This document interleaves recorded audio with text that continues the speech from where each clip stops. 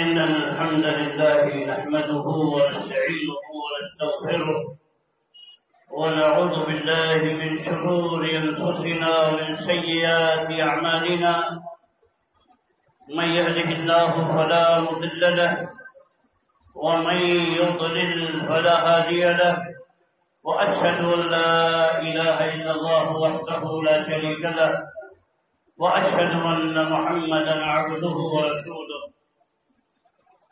يا أيها الذين آمنوا اتقوا الله حق تقاته ولا تموتن إلا وأنتم مسلمون يا أيها الناس اتقوا ربكم الذي خلقكم من نفس واحدة وخلق منها زوجها وبث منهما رجالا كثيرا ونساء واتقوا الله الذي تساءلون به والأرحام إن الله كان عليكم رقيبا يا أيها الذين آمنوا اتقوا الله وقولوا قولا سديدا يصلح لكم أعمالكم ويغفر لكم ذنوبكم ومن يطع الله ورسوله فقد فاز فوزا عظيما أما بعد فإن أصدق الحديث كتاب الله وخير الهدى هدى محمد صلى الله عليه وسلم وشر الأمور محدثاتها وكل محدثة بدعة وكل بدعة ضلالة وكل ضلالة في النار. أعوذ بالله السميع العليم من الشيطان الرجيم. بسم الله الرحمن الرحيم. قاف والقرآن المجيد بل عجبوا أن جاءهم منذر منهم فقال الكافرون هذا شيء عجيب أئذا متنا وكنا ترابا ذلك رجع بعيد قد علمنا ما تنكث الأرض منهم وعندنا كتاب حفيظ. حمد ثنا ہو اللہ رب السماوات والارض کے لیے جو خالق کائنات ہے، اور درود و سلام نازل ہو اللہ کے پیارے نبی جناب محمد رسول اللہ صلی اللہ علیہ وسلم کی ذات گرامی پر، جنہیں بشیر نذیر بنا کر بھیجا گیا. محترم حضرات، اللہ تعالی فرماتا ہے یا ایھا الذین آمنوا ادخلوا فی السلم کافۃ ولا تتبعوا خطوات الشیطان انہ لکم عدو مبین، کہ اے ایمان والو اسلام میں پورے کے پورے داخل ہو جاؤ اور شیطان کے نقش قدم کی پیروی نہ کرو، یقیناً وہ تمہارا کھلا ہوا دشمن ہے. اللہ تعالیٰ نے سارے مسلمانوں کو، ایمان والوں کو یہ ہدایت دی ہے کہ اسلام ایک کل کی حیثیت رکھتا ہے جس کے بہت سارے اجزاء ہیں، جیسا کہ اللہ کے نبی صلی اللہ علیہ وسلم نے فرمایا کہ الایمان بضع وسبعون شعبۃ افضلها لا الہ الا اللہ وادناها اماطۃ الاذى عن الطریق والحیاء شعبۃ من الایمان.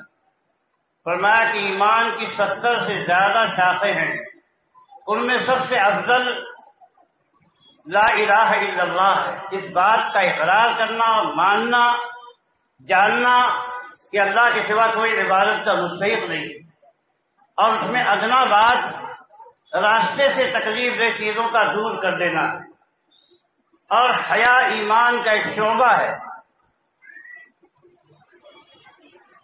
تو اللہ تعالی نے فرمایا کہ دیکھو تم سے مطالبہ اس بات کا ہے کہ اسلام میں پورے کے پورے داخل ہو جاؤ، سب باتوں کو مانو. یہ نہیں کہ جس میں تمہیں اپنے نفس کے مطابق لگے کہ اس پہ چلنے میں فائدہ ہے، یا میرے من میں آیا تو ایسا کر لیا، نہیں آیا تو نہیں کیا. ظاہری اس بات سے آپ کو ایسا لگا کہ اللہ اس کے رسول کی بات ماننے میں گھاٹا ہے.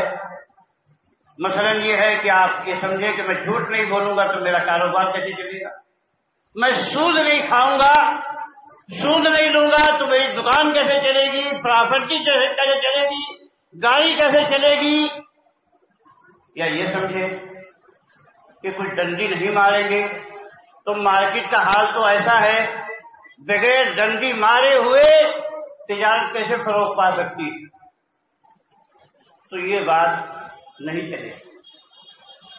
اللہ تعالیٰ کہتا ہے یا ایھا الذین آمنوا ادخلوا فی السلم کافۃ، اے ایمان والو اسلام میں آتے ہو تو پورے کے پورے آ جاؤ. آدھا مانیں گے آدھا نہیں مانیں گے یہ اللہ تعالیٰ کے یہاں ایکسیپٹیبل نہیں ہے. اور ایک بات دھیان میں رکھو کہ شیطان تمہارا کھلا ہوا دشمن ہے، اس کے نقش قدم کی پیروی مت کرو. اور شیطان اللہ تعالیٰ نے اس کے بارے میں بہت کچھ بتایا ہے اپنے قرآن میں، اور اللہ نے یہ صاف بتایا ہے کہ ہم نے اس کو بنایا اسی لیے ہے تاکہ تمہاری آزمائش، یہ تمہارا دشمن ہے. اور شیطان بڑا تجربہ کار ہے اور بہت ٹھنڈے مزاج سے کام کرتا ہے، بہت لمبی پلاننگ کے ساتھ کام کرتا ہے، بڑی حکمت اور تدبیروں کے ساتھ چلتا ہے. اللہ تعالیٰ نے بتایا کہ آدم علیہ السلام اور ان کی بیوی حوا کے پاس آیا تو کہا کہ قاسمہما انی لکما لمن الناصحین، قسم کھا کے اللہ کی قسم میں تو آپ کا بھلا چاہنے والا، مخلص، وفادار، گہرا دوست بن کے آیا اور قسم بھی کھا لی. اور اسی لیے حضرت آدم علیہ السلام دھوکے میں آ گئے. ان کے دماغ میں یہ بات تھی ہی نہیں کہ کوئی آدمی ایسا بھی، کوئی مخلوق ایسی بھی ہو سکتی ہے جو اللہ تعالی کی جھوٹی قسم کھائے. ایسا ہو ہی نہیں سکتا ہے. جیسے اپنے اچھے نیک دل نیک طبیعت سے ایسی دوسروں کے بارے میں بھی سمجھا کہ کوئی بھی ایسا نہیں کر سکتا ہے کہ اللہ کی جھوٹی قسم کھائے. تو آدم علیہ السلام سے پہلی بات تو یہ کہی کہ میں آپ کا مخلص دوست. دوسری بات اس نے آدم علیہ السلام کی یہ کہی کہ هل ادلکم علی شجرۃ الخلد وملک لا یبلا، کہ تمہیں ایسے درخت کی خبر دے رہا ہوں کہ جس کو کھاؤ گے تو ہمیشہ کی زندگی رہے گی اور ایسی بادشاہت ملے گی جو کبھی ختم نہیں ہوگی. اور فرمایا کہ یا تو تم دونوں فرشتے بن جاؤ گے یا ہمیشہ یہی رہو گے. تو آدم علیہ السلام بھی چاہتے تھے کہ جنت چھوڑ کے جانا نہ پڑے، ہمیشہ یہی رہے. تو لالچ میں آ گئے، فائدہ بھی سامنے نظر آیا اور ایک آدمی جھوٹی قسمیں کھا کے یقین بھی دلا رہا ہے. تو اللہ تعالیٰ نے یہ بات بتائی ہے اس لیے کہ شیطان سیدھے سیدھے نہیں آتا کہ آؤ یہ کام کرو اور چلے جاؤ جہنم میں. وہ تو بہت طریقے سے بہکاتا ہے. اور شیطان نے اس دنیا میں ہمیشہ یہی کام کیا ہے اور کرتا رہے گا. اللہ تعالیٰ نے فرمایا انما یدعو حزبہ لیکونوا من اصحاب السعیر. شیطان اپنی پارٹیاں بنا رہا ہے اور پارٹی اس لیے بنا رہا ہے تاکہ سب کو لے کے اپنے ساتھ جہنم میں جائے. تو اس لیے عقل مندی کا تقاضا یہ ہے کہ شیطان کے ہتھ کنڈوں کو سمجھا جائے، شیطان کی چالوں کو جانا جائے اور اس سے آگاہ رہا جائے. آپ یہ دیکھیں کہ یوسف علیہ السلام نے مصر میں اپنے باپ اور بھائیوں کو بلا کے بسایا اور بڑی عزت ملی. اب تو عزیز مصر ہو گئے تھے. پھر اس کے بعد رفتہ رفتہ بنی اسرائیل نے بڑا فساد مچایا، شرک کے عادی ہو گئے، الحاد کرنے لگے، اپنے دین میں بدعتیں ایجاد کر لی. تو فرعون جیسا ظالم و جابر بادشاہ ان پہ مسلط کر دیا گیا اور اس نے ان کو خوب ٹھکانے لگایا یہاں تک کہ وہ پورے طور پہ مظلوم بن گئے. ان میں اچھے بھی لوگ تھے، ایسا نہیں کہ سب برے تھے. لیکن جب برائیوں کی طرف کثرت ہوئی تو اللہ نے ایسا فرعون جیسا ظالم مسلط کر دیا. اور پھر اس کے بعد بنی اسرائیل میں حضرت موسیٰ علیہ السلام تشریف لائے. اب موسیٰ علیہ السلام نے ان کے اندر دعوت و تبلیغ کا کام کیا، یہاں تک کہ ان کو فرعون کے ظلم سے نجات ملی. فرعون ان کی نگاہوں کے سامنے غرقاب ہو گیا. اور لیکن ایک دلچسپ بات یہ بھی ہوئی کہ جب فرعون ڈوبنے لگا تو کہتا ہے کہ آمنت انہ لا الہ الا الذی آمنت بہ بنو اسرائیل وانا من المسلمین. کہا کہ میں ایمان لا رہا ہوں اسی اللہ پہ جس اللہ کو بنی اسرائیل مانتے ہیں، بنی اسرائیل کے لوگ مانتے ہیں، اور میں مسلمان ہو گا. اب میں مسلمان ہو رہا ہوں. اللہ کے نبی صلی اللہ علیہ وسلم فرماتے جبریل نے مجھ سے کہا کہ اے محمد صلی اللہ علیہ وسلم، کاش کہ آپ دیکھتے کہ جب میں فرعون کے منہ میں سمندر کی کیچڑ ٹھوس رہا تھا، اس کا منہ بند کر رہا تھا زبردستی کہ کہیں اللہ کو اس پہ رحم نہ آ جائے. لیکن اللہ تعالیٰ کا نظام ہے کہ جب جان حلق میں پہنچ جاتی ہے تو بات قبول نہیں ہوتی، وہ رد کر دی جاتی ہے. فرعون اللہ کی نافرمانی کے باعث اور اپنے کبر و غرور کے باعث اور اللہ کا صاف طور پہ انکار کرنے کے باعث ذلیل و خوار ہوا، اپنی فوج کے ساتھ ہلاک و برباد ہوا. اور بنی اسرائیل کو فرعون کے ظلم سے نجات مل گئی. اللہ نے ان کے لیے من و سلوہ نازل کیا. اللہ نے ان کے لیے پتھروں سے پانی نکال دیا، پہاڑوں سے. اللہ نے ان کے اوپر بادلوں کا سایہ کیا. بنی اسرائیل نے موسیٰ علیہ السلام کی موجودگی میں موسیٰ علیہ السلام چند دن کے لیے 40 دن کے لیے طور پہاڑ پہ گئے. بنی اسرائیل میں حضرت ہارون علیہ السلام جیسے نبی موجود ہیں، بڑے بڑے اولیاء اللہ اور صالحین موجود ہیں، لیکن بنی اسرائیل نے شرک کیا، بچڑے کی پوجا کر دی. آپ دیکھو کہ شیطان کتنا شاطر، کتنا تیز و ترار اور کتنا اپنے مشن میں پکا ہے. موسیٰ علیہ السلام کی موجودگی میں، ان کی زندگی میں ان کی قوم نے بچڑا پوجا، اور اللہ تعالیٰ نے ان کو سزا کیا دی. حضرت موسیٰ علیہ السلام نے فرمایا کہ یا قومی ظلمتم انفسکم باتخاذکم العجل فتوبوا الی باریکم فاقتلوا انفسکم. کہ میری قوم کے لوگوں، تم نے اپنے آپ پہ ظلم کیا بچڑے کی پوجا کر کے، اور اپنے رب سے توبہ کرو. لیکن یہ توبہ زبانی نہیں چلے گی. فاقتلوا انفسکم، اپنے آپ کو قتل کرو، بغیر قتل کے، بغیر خون بہے ہوئے اور بغیر اللہ کی قربان گاہ پہ اپنے آپ کو بھیٹ چڑھائے بغیر یہ توبہ نہیں ملے گی، قبول نہیں ہوگی.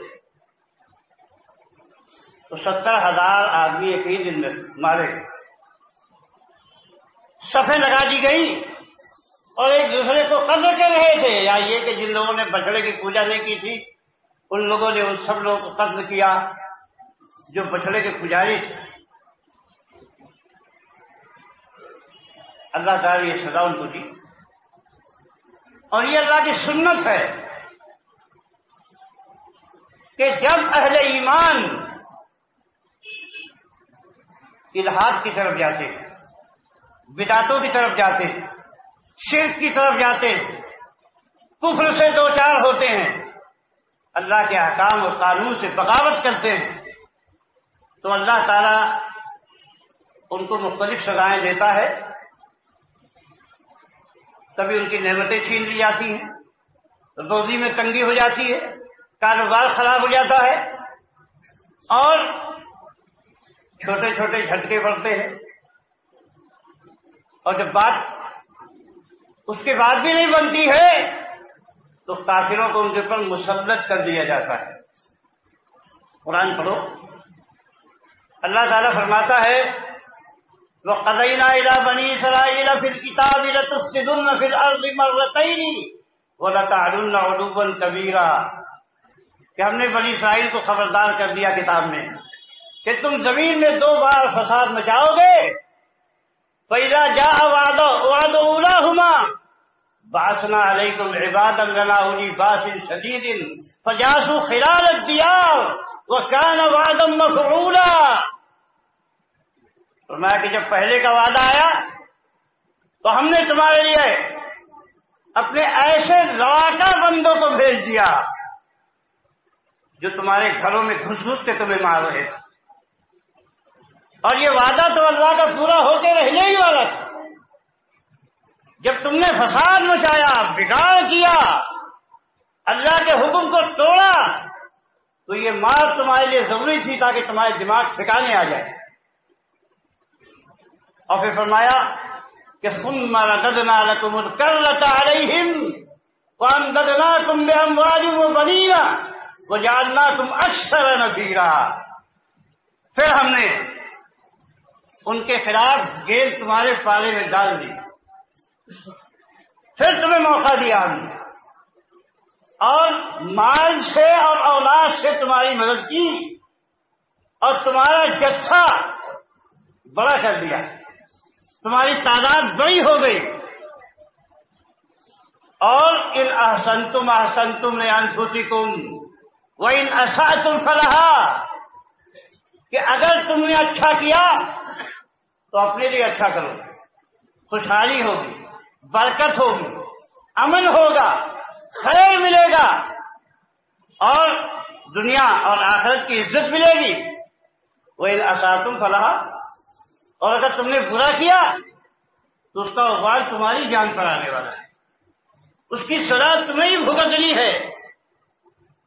تو فرمایا کہ فَإِذَا جَاءَ وَعْدُ الْآخِرَةِ لِيَسُوءُوا وُجُوهَكُمْ وَلِيَدْخُلُوا الْمَسْجِدَ كَمَا دَخَلُوهُ أَوَّلَ مَرَّةٍ وَلِيُتَبِّرُوا مَا عَلَوْا تَتْبِيرًا، تاکہ پھر جب دوسرا موقع آیا تو پھر دوسرے بندے آئے، مسجدوں میں گھس گھس کے تم کو مارا جیسے پہلی بار گھس گئے تھے، اور جس چیز کو ان کے جو بھی چیز ہاتھ لگی سب کو تہس نہس کر کے برباد کر کے رکھ دیا، اجڑ گئے تمہارے دیار، مٹ گئی تمہاری ہستیاں۔ پھر اللہ تعالیٰ نے کہا کہ عسیٰ ربکم ان یرحمکم وان عدتم عدنا وجعلنا جہنم للکافرین حصیرا، قریب ہے کہ تمہارا رب تم پہ رحم فرمائے گا، لیکن سوچ لو کہ ان عدتم عدنا، اگر تم پھر اپنی سرکشی اور بدماشی پہ آئے تو ہم پھر وہی سزا تمہارے اوپر لے کے آئیں گے۔ یہ ایک نظام ہے جو ثابت ہے، کبھی بدلتا نہیں، کبھی نہیں بدلتا اللہ کا یہ نظام۔ لن تجد لسنت اللہ تبدیلا، لن تجد لسنت اللہ تحویلا، اللہ کی سنت میں کبھی تبدیلی نہیں پاؤ گے، اللہ کی سنت کو کبھی بدلتا ہوا نہیں پاؤ گے، کبھی نہیں، اللہ کی سنت کبھی نہیں بدلتی۔ اور اللہ تعالیٰ نے فرمایا کہ وجعلنا جہنم للکافرین حصیرا، سب سے بچ کے اگر نکل آئے تو کافروں کے لیے جہنم گھیر لینے والی ہے، ان کو ایسا قید خانہ ہے کہ نکل کے بھاگنے کی کوئی جگہ نہیں۔ اللہ تعالی نے امت کو یہ پیغام دیا کہ ان اللہ لا یغیر ما بقوم حتی یغیروا ما بانفسہم، کہ اللہ تعالیٰ کسی قوم کی حالت تو اس وقت تک نہیں بدلتا جب تک کہ وہ قوم اپنے آپ کو خود بدل نہ دے۔ آپ دیکھیں کہ عرب کے لوگ ابراہیم علیہ السلام کے اولاد سے خانہ کعبہ میں انہوں نے بت پوجے، شرک کیا، کفر کیا، اور سارے عربوں میں کون سی ایسی برائی تھی جو پیدا نہیں ہو گئی؟ انہوں نے اپنی بیٹیوں کو زندہ دفن کیا، انہوں نے سود کھائے، انہوں نے سینکڑوں سال لڑائیاں لڑی، خاندان کے خاندان، قبیلے کے قبیلے تباہ و برباد ہو گئے۔ اور پھر جب اللہ کو ان کے اوپر رحم آیا تو اللہ تعالیٰ نے جناب محمد رسول اللہ صلی اللہ علیہ وسلم کو ان کے اندر مبعوث کیا۔ پہلے وہ اللہ کے رسول سے لڑے جھگڑے، لیکن جب بات ان کی سمجھ میں آ گئی تو توحید کے علمبردار ہو گئے، اتباع کتاب و سنت میں ایسے پختہ ہو گئے کہ اللہ کے لیے اپنا گھر بار چھوڑ دیا، کنبہ قبیلہ چھوڑ دیا، مال کی قربانی دی، جان کی قربانی دی، اور ساری زندگی اللہ کے دین کی بالادستی کے لیے لگا دی، کھپا دی۔ جب اللہ کے نبی صلی اللہ علیہ وسلم کا انتقال ہوا تو 1,14,000 صحابہ موجود تھے، خالی 10,000 صحابہ مدینے میں مرے، باقی سارے جو ہے پوری دنیا میں پھیل گئے، کوئی کوفہ چلا گیا، کوئی بصرہ چلا گیا، کوئی قسطنطنیہ چلا گیا، کوئی بخارا چلا گیا، سب مدینہ مکہ میں بیٹھے نہیں رہے، اللہ کے دین کو لے کر ساری دنیا میں پھیل گئے، اور دنیا میں امن کے علمبردار بن کے گئے، خیر کے علمبردار بن کے گئے، جہاں گئے خیر و برکت کے دروازے کھل گئے، فتح و کامرانی ہاتھ آئی، 50 سال کے اندر اللہ تعالیٰ کی کایا پلٹ دی۔ لیکن ایک بات دھیان میں رکھو کہ ان کی تربیت بہت کڑی ہوئی تھی، بہت سخت تربیت ہوئی تھی۔ اللہ تعالیٰ نے نبی صلی اللہ علیہ وسلم کے ذریعہ ان کو مطلق اطاعت کی ٹریننگ دی تھی۔ جب قرآن کی آیت نازل ہوئی کہ ان تبدوا ما انفسکم اور تخفوہ یحاسبکم بہ اللہ، تمہارے دل میں جو کچھ ہے چاہے ظاہر کرو چاہے چھپاؤ، اللہ اس پہ تمہارا محاسبہ کرے گا۔ تو صحابہ کرام بھاگے بھاگے آئے اور اپنے گھٹنوں کے بل بیٹھ گئے، کہا اللہ کے نبی نماز آئی ہم نے نماز پڑھی، روزہ آیا روزہ رکھا، جہاد کیا، صدقہ کیا، لیکن یہ آیت تو ہمارے بس سے باہر نکل گئی۔ ہاں کیا کہہ رہے ہو؟ پچھلی امتوں کی طرح تم یہ کہنا چاہتے ہو کہ سمعنا و اطعنا، سنا لیکن مانیں گے نہیں؟ کہو سمعنا و اطعنا، ہم نے سنا اور مان لیا۔ اور اس قدر ان سے یہ بات کہروائی گئی کہ اللہ تعالیٰ نے قرآن پاک میں آیت نازل فرمائی کہ لا یکلف اللہ نفسا الا وسعها لها ما کسبت وعلیہا ما اکتسبت۔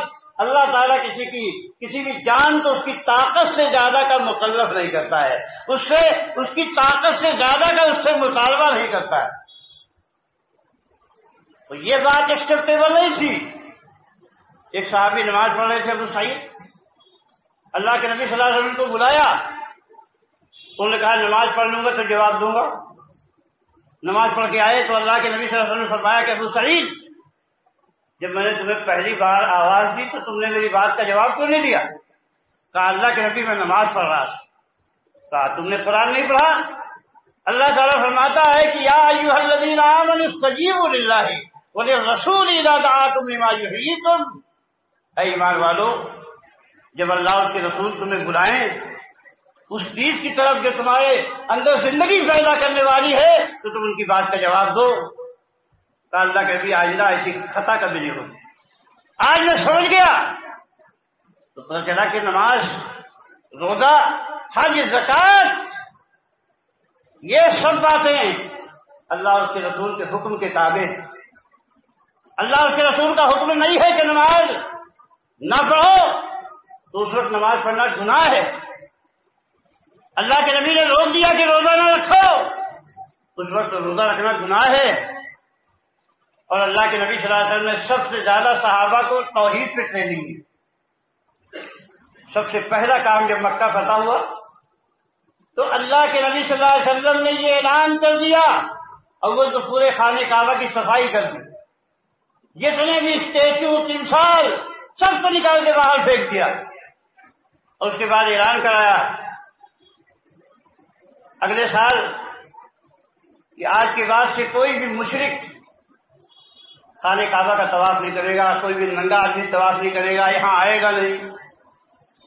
سب دروازے بند ہو گئے، سب کو بھیجا۔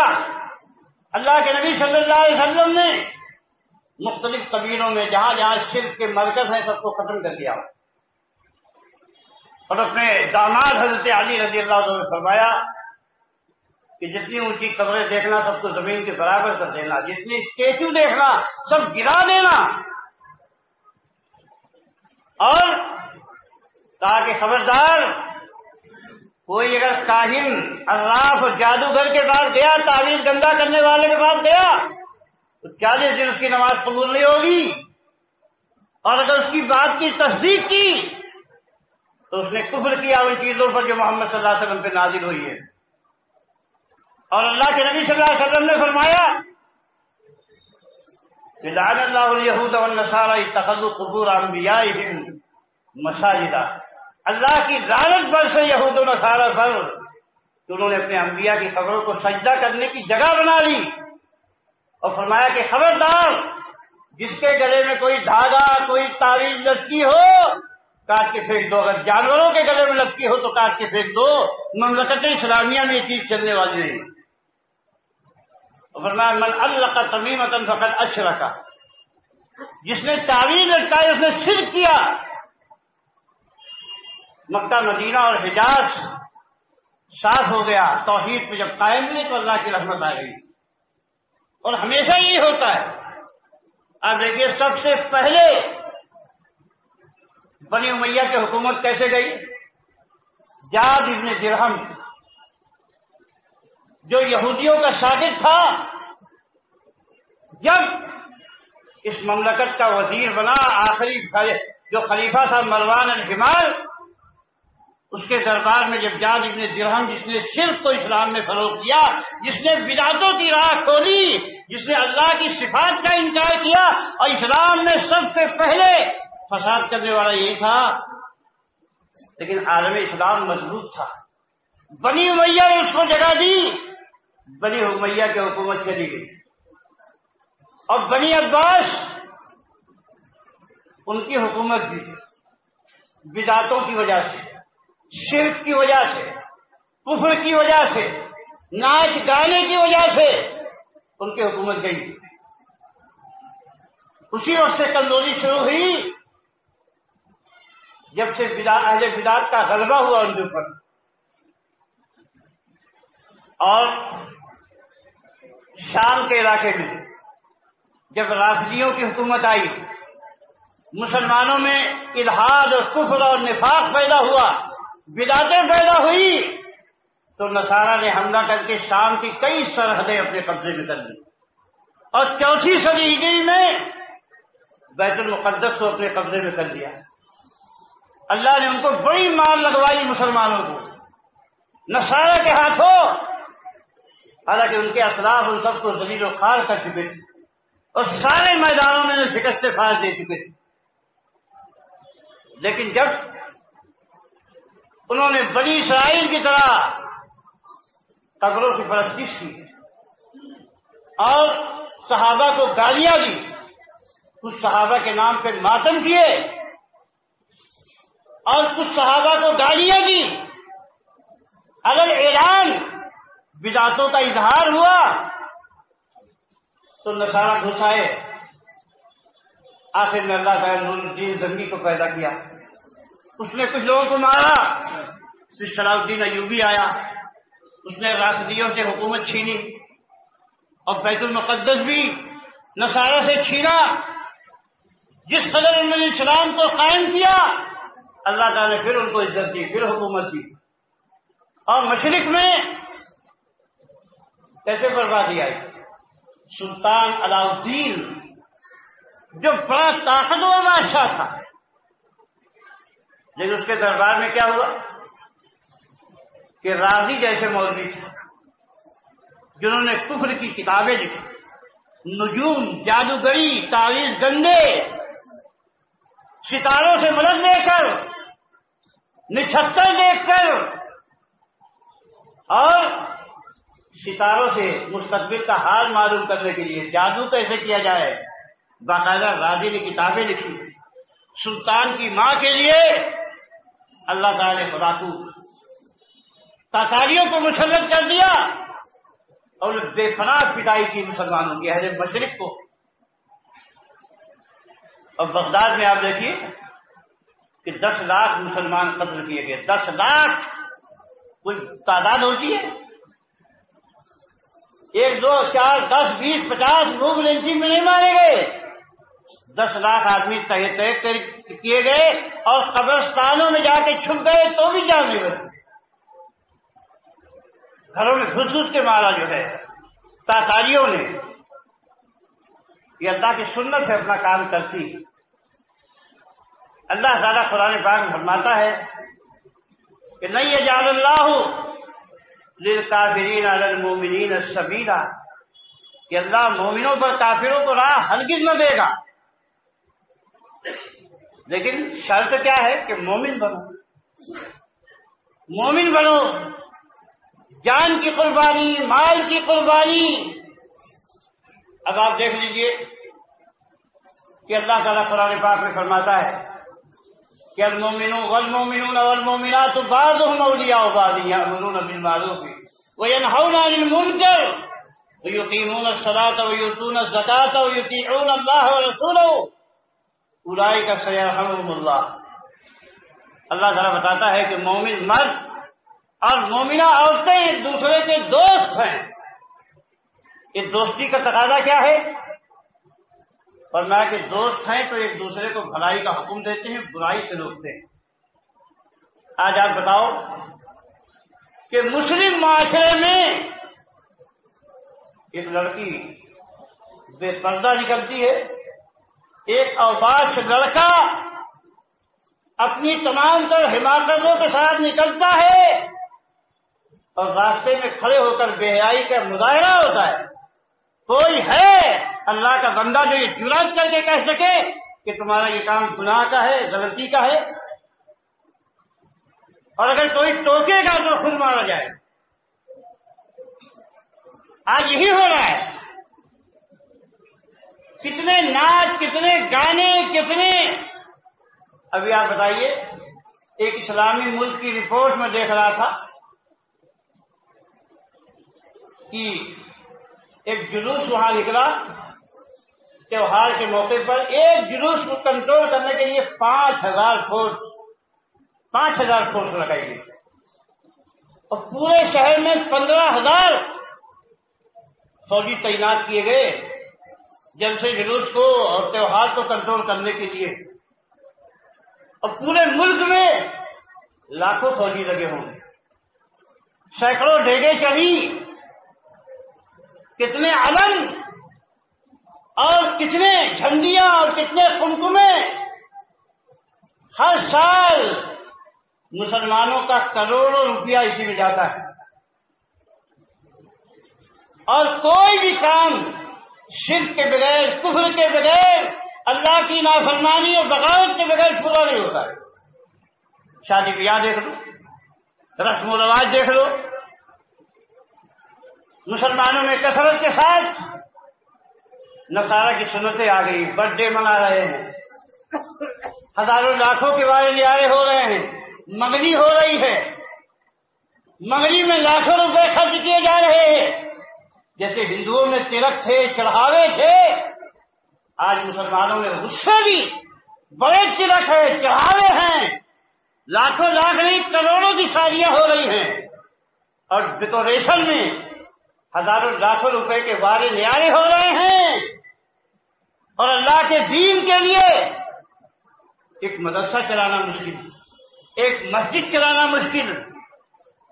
جو لوگ اس کام کو کرتے ہیں ان سے پوچھئے کہ کیا مشقتیں ہیں؟ ارے جانے دو مسجد مدرسہ، خود اپنی دیکھو کہ تم اپنے اولاد کی تعلیم پہ کتنا خرچ کرتے ہو۔ شادی میں 10 لاکھ روپے، جشن میں، مشاعرے میں، قوالی میں لاکھوں روپے، لیکن تمہارا بچہ جاہل کیوں ہے؟ تمہاری بچی جاہل کیوں ہے؟ ایجوکیشن کی پلاننگ تمہارے پاس کیا ہے؟ کتنے مسلمان لڑکے 10ویں سے آگے بڑھے اور کتنے مسلمان لڑکوں نے گریجویشن کیا اور کتنے اس سے آگے بڑھنے کی صلاحیت رکھتے ہیں؟ نہ تو دین میں اور نہ دنیا میں۔ واقعی ذلت و بربادی سے نکلنے کے راستے کیا ہیں؟ اللہ تعالیٰ عزت کیسے دے گا؟ آج آپ کو پتا ہے کہ عالم اسلام میں لاکھوں لوگ بے گھر ہیں مسلمان، لاکھوں کروڑوں کی تعداد میں، جن کے پاس یا تو ٹاٹ کا گھر بنا کے رہتے، ٹاٹ کا، اور یا تو وہ بھی ٹاٹ بھی میسر نہیں، سردی میں کمبل بھی نہیں ہے ان کے پاس، اور جن کی صبح شام گولیوں کی کڑکڑاہٹ پہ ہوتی ہے، کب بم کا دھماکہ آئے گا اور بستی صاف ہو جائے گی کچھ پتا نہیں ہے، اور کتنے لوگ دانے دانے کو طرف ہے، کتنے بیمار ہیں جو ایریا نکل کے مر جاتے ہیں، اور کتنے پریشان حال ہیں، کتنے یتیم ہیں، کتنی بیوائیں ہیں۔ کیا یہ امت جشن کی متحمل ہے؟ کیا یہ امت ناچ گانوں کی متحمل ہے؟ لیکن اس کے باوجود ہر طرف یہی بات ہے، ہر طرف یہی ماحول ہے۔ کیا صحابہ کے اندر یہی باتیں تھیں؟ میں نے بارہا یہ بات کہی کہ صحابہ کو اللہ نے عزت کیوں دی؟ اللہ کے نبی صلی اللہ علیہ وسلم نے ایک بار 80 قریشی، خالی قریش کے لوگ ایک جگہ جمع تھے۔ حضرت عبداللہ ابن مسعود رضی اللہ تعالیٰ عنہ روایت کرتے ہیں کہ اللہ کے نبی نے ان کو مخاطب کر کے فرمایا، یا معاشر قریش انتم اہل ھذا الامر ما لم تعصوا اللہ فاذا عصيتموه بعث لكم من يلهاكم كما يلهى هذا القضيب لقضيب في يدي۔ اللہ کے نبی صلی اللہ علیہ وسلم نے فرمایا کہ قریشیوں، تم ہی حاکم ہو، اس امت کے حاکم تم ہی ہو، حکومت تمہارے ہی ہاتھ میں ہوگی، لیکن کب تک؟ جب تک تم اللہ کی نافرمانی نہیں کرو، اور جب تم اللہ کی نافرمانی کرو گے تو اللہ تعالیٰ تمہارے لیے ایسے لوگوں کو بھیجے گا، آپ کے ہاتھ میں ڈنڈا تھا تازہ تازہ، آپ اس کی چھال اتاری اور کہا کہ اللہ تعالیٰ تمہارے لیے ایسے لوگوں کو بھیجے گا جو تم کو ایسے ادھیڑ کے رکھ دیں گے جیسے دیکھو اس ڈنڈے کی چھال نکل گئی، ایسے تم کو ادھیڑ کے رکھ دیں گے، یہی تمہارا حال ہوگا۔ تو عزت کے راستے پہلی حکومت جب صحابہ کی آئی تھی تو ابو بکر صدیق بوڑھی عورت کے گھر میں جا کے جھاڑو لگاتے تھے جس کا کوئی پوچھنے والا نہیں تھا، عمر فاروق اس کے برتن مانجتے تھے، کپڑا دھوتے تھے، اور راتوں کو گشت کرتے تھے، گولیاں اپنے پیٹھ پہ لاد کے روتے ہوئے بلکتے ہوئے بچوں کے آنسو پوچھنے کے لیے بھاگتے تھے۔ لیکن آخری حکومت آئی جب عباسیوں کی خلافت ملی، جب ہلاکو خان نے بغداد پہ حملہ کیا ہے تو بادشاہ وقت نے کئی لاکھ روپے میں ایک بہت بڑے دویا کو دعوت دے رکھی تھی کہ وہ آئے گا تو یہاں میں گانا سنائے گا،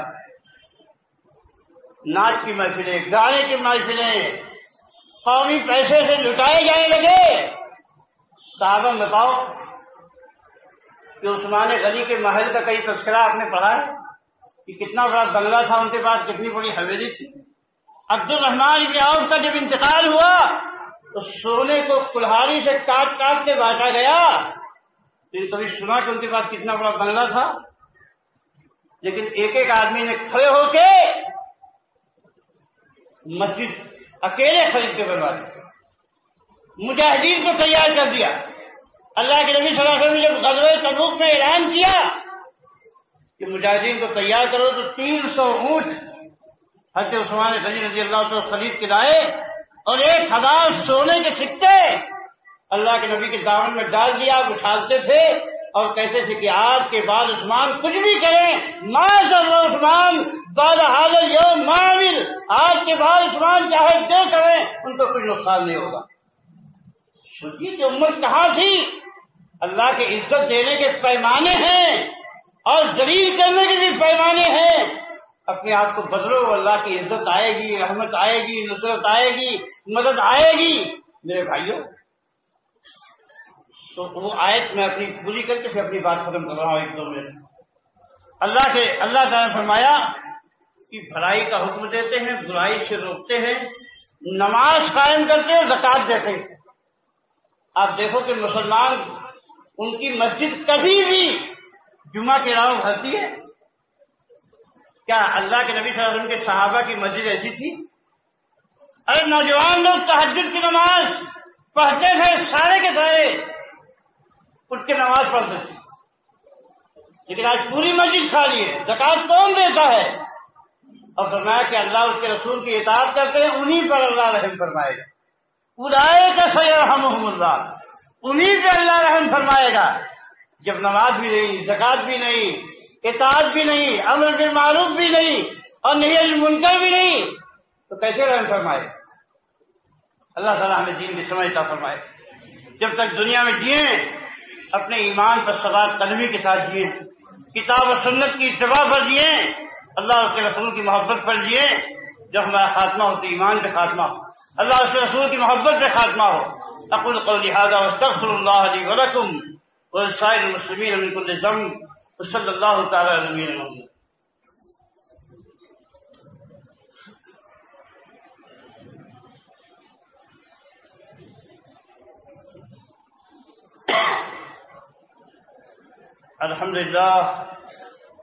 الحمد للہ وحدہ والصلاة والسلام علی من لا نبی بعدہ، اما بعد۔